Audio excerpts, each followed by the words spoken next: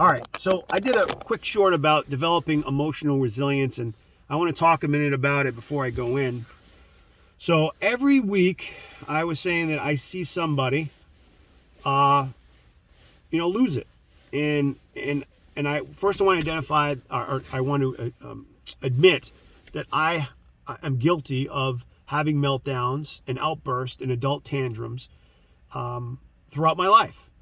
But at some point over the past few years, especially, I was like, I don't want to do that. That's not a good look. I don't want to be a Christian, especially saying, hey, I'm a Christian, and then I'm cussing and getting angry and being, just not being somebody that is walking the walk, right? They're like, hey, he or she says that, but man, their actions are completely contrary to what they say. So I'm like, no, I don't want to do that. I admit I have a problem to God. I say like, hey, I need help with this. All right. And he's got to work on you. But this isn't me trying to preach to you Jesus and the Bible here today. This is not that I don't believe that, because that's completely what I believe. But this is about just recognizing you have a problem with your emotions, and this carries over to your relationships, to your job, maybe to your finances, and maybe part of the problem is you're having a problem with your relationship, your finances, and your job, and for example, or whatever the case is, and that's affecting you, right? Because it's kind of like a circle where it comes around. So you got to find a way to say, okay, I'm getting the same results over and over again. I keep getting the same thing. What can I do to correct that? Because this ain't working. And I can tell you, whether you're 30 or 40 or 50, at some point you're going to go, I'm still doing the same thing. I'm still getting the same results, even if I got a little bit further ahead. I have a neighbor that calls me about my dogs that bark when I let them out. And it's the only neighbor that calls me, because they have this, like, I've been here for 30 years and you're going to do what I want and your dogs bark too much.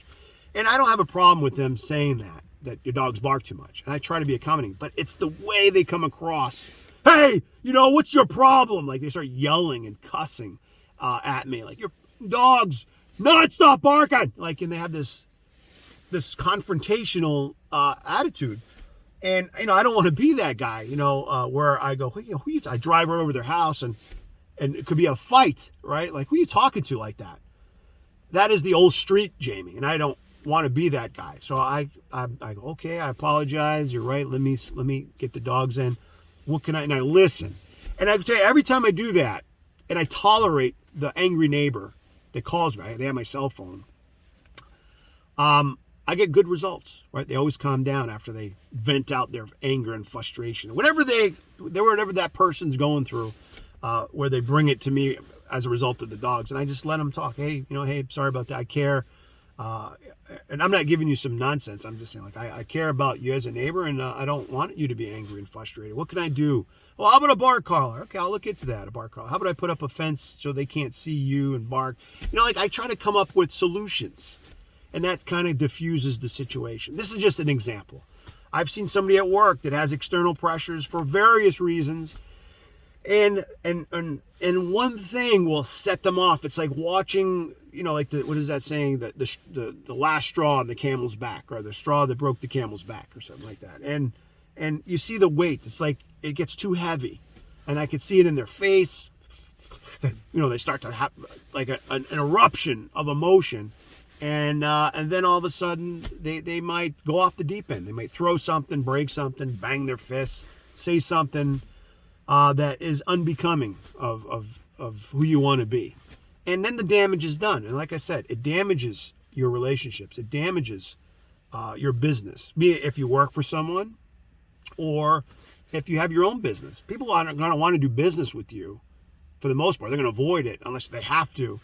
If you're yelling and angry and negative and pessimistic and abusive, right? And bully or intimidate, like, people don't want to be around that. I don't want to be around that. I don't want to be around myself if I'm like that. So I want to do that with the kids, where they go, oh, my dad was always very patient.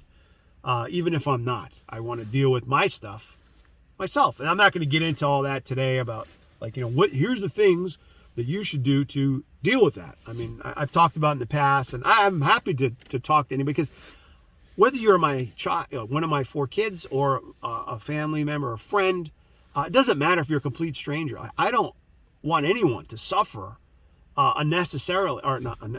I don't want them to suffer when they don't have to, because they don't know how to deal with these things, right? So I could just tell you, you might just need to talk to somebody.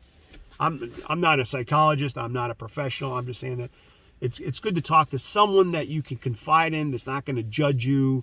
That someone's going to be, psychiatrists do really well. They get paid really well. Not because they have the solutions. I don't think. I think it's because they're just good listeners, because they're paid to listen. They're like, my job for whatever they're getting paid, $100-$200 an hour or more, is to listen to what you have to say. And they're taking notes. They're actively looking at you. They're not like on their cell phone scrolling, right, or watching the game, right? They're looking at you and listening, and sometimes that's therapeutic.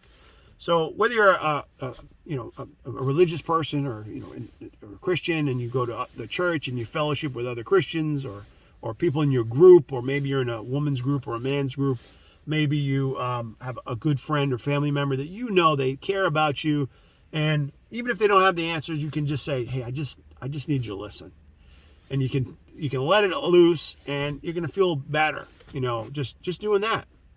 If in my relationships, I don't want I don't want to pick on my wife or have her get something, but she will tell you she's an emotional person, and maybe women can be more emotional sometimes than men. Not that men don't get emotional, that's for sure. But what I've learned is that if you can learn to listen, right, instead of provide solutions verbally and start saying, this is what you should do. If it was me, like sometimes they just want you to listen, right? And that might help your relationship. Just shut up and listen. Stop talking so much. Listen. If I want to talk, I'll do it here in the video, or do it with somebody that wants to have a conversation with me.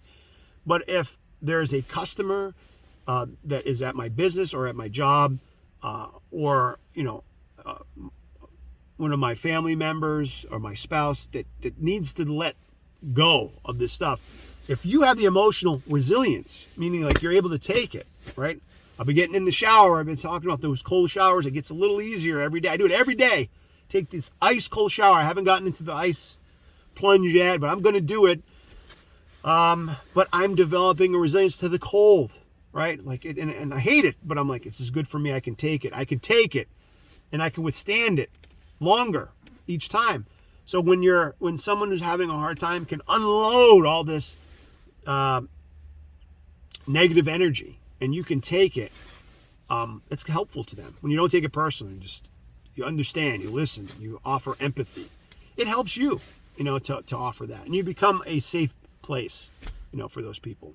So developing emotional resilience to me is an important thing, whether you're 7 years old, 10, 17 or 21, or if you're 35 or 45, right? Or anywhere older or younger. And you will see good results when you say, okay, I know I have this thing. I do not want people to view me like that. I don't want that to be lasting impression. It's just like, again, if I was to present myself at a wedding, right? Or I'm just trying to think, a big event where you have to kind of be dressed up, right? Dressed to the nines. And whatever it is for you, like your hair looks good. I mean, I shave my head, but your hair looks nice, maybe, right? Your nose hairs are trimmed if you're me. Your teeth are brushed. You don't have spinach in your teeth. You're shaved. You don't have stains on your shirt, like things like that. Like your shoes look polished, clean. People go, wow, you look sharp. You know what I mean? Like just that versus your shirt's untucked. There's stains on your shirt. You have crumbs everywhere. You missed a patch of hair. You know what I mean? Like you look sloppy. It's going to be very evident. It's the same thing when you don't have this emotional restraint, this emotional resilience to dealing with the pressures, and you don't deal with it. And then it's going to be very, very clear that you're sloppy. Just like, you're not going to be the person that gets that promotion. You're not going to be that person that maybe that guy or that girl wants to go out with, because like, man, that person is going to embarrass me, right? Or I don't really feel that safe with them.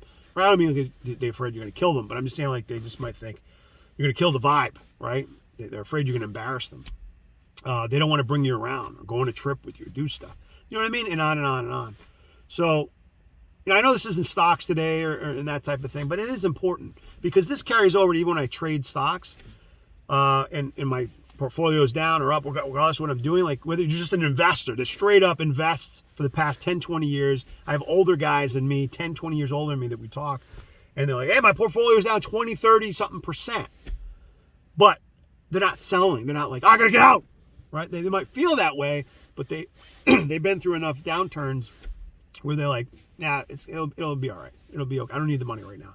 And they have the resilience to weather the storm, and it usually comes back and goes up higher, and they're further along than they were. It's still scary. It's still not a great feeling, whether you're a day trader or a swing trader or just an investor in anything, real estate, other businesses, things like that. So that is my thought today. I have quite a few videos I just keep doing. I'm just uploading them randomly. So as I go and as I'm, what is the word? As I'm motivated, with some type of discussion. All right, because I think it's helpful. Okay, guys, I'll see you next video. Have a great day. Today is Tuesday, the last day of the month, February 28th, 2023, as I do this video. See ya.